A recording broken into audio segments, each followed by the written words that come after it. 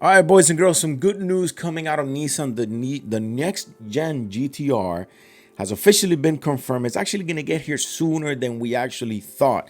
There's some good information we're going to go over. It's actually going to have different power plants. I mean, by the title of the video, you already saw that it's going to have a hybrid power. So let's dive into it. We got the article here from Car and Drive, and yeah, let's get to it. What is going on, boys and girls, and welcome back to another video. If you guys are rocking with the content, hit that thumbs up and the subscribe for your boys. So what is going on, boys and girls? The Nissan GTR, the next edition GTR, has officially been confirmed, and it's actually going to get here sooner than we actually thought. Now, remember, there are talks of the Honda and Nissan merge. Nissan has been in some quite some trouble in these past couple of months, or these past years or whatnot. But there's this merge with Honda that's been talked about. So there's also an article that talks about how the new GTR, or the next edition GTR, could share the platform with the NSX. Why? Because it's going to have a hybrid powertrain. So getting into the article here, and the article says next gen Nissan GTR will arrive in 3 to 5 years with a hybrid power. Now, the article goes to say that the next generation GTR will have a powertrain instead of purely EV. Now, there were rumors that maybe the next one was going to be EV, but the rumors quickly got shut down when Pons from Nissan, or Nissan executive, said, okay, so what happens when we take the vehicle to the track? We're going to be able to do a lap, and then we got to bring the car in to charge it. It's just not feasible. You cannot do that. Plus, it takes away from everything that a Nissan GTR is.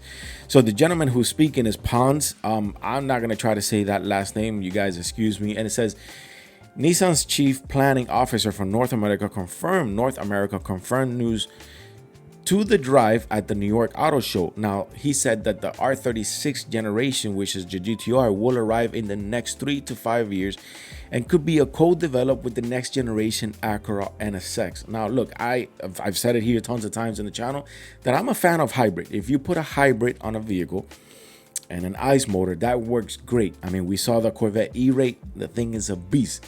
You got the motor of hybrid in the front wheels, in the front axles, driving the four-wheel drive, and it just becomes a beast. So if you throw an ICE engine on it, twin turbo, but then you add extra horsepower on this hybrid engine or this hybrid motor, usually they're way smaller, you're gonna pack a lot of power. Now, it says, and we'll go over a little bit on the article. It says the report from the drive shows that the next generation GTR will be hybrid rather than EV. And that was kind of like what was rumoring around, that it was going to be EV. Now it says Nissan reportedly wanted to make the GTR fully electric, going as far as building several prototypes, which this will be one of those. But according to Pons, basically it's what I mentioned, that it would be a one lap at the Nürburgring, and then you have to recharge the car, and it's just not authentic to the GTR brand. So he said, no electric. I think you'll deliver with the technology we have now, or even with solid state, the kind of performance that is expected out of a GTR. Of course, because the GTR has always been turbo. It's always been, we always have that turbo aspect of it. And now just you're going to take the root out of it and just you're going to give it an EV. You know what? Kudos to you, Nissan. This is a good way to do things. Now, he said that we shouldn't have to wait much longer to learn more about the new Godzilla.